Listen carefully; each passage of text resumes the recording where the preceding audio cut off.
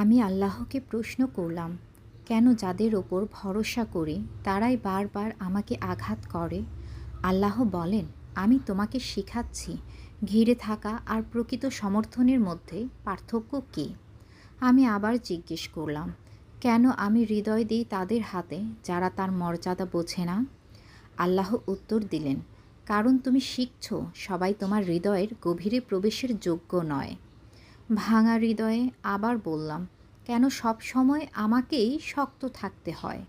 আল্লাহ বলেন, কারণ তোমার মধ্যে এমন এক শক্তি রেখেছি যা অন্যদের মধ্যে নেই।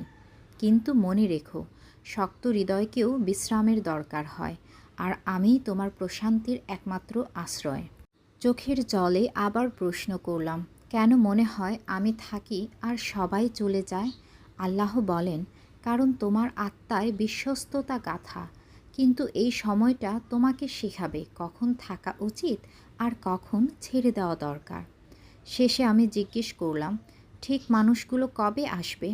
আল্লাহ মুচকি হেসে বললেন, যখন তুমি ভুল মানুষদের জন্য নিজেকে ছোট করা বন্ধ করবে, তখনই তুমি স্থান করে দেবে তাদের জন্য যারা তোমাকে স্পষ্টভাবে দেখে এবং নিঃস্বার্থভাবে গ্রহণ করে।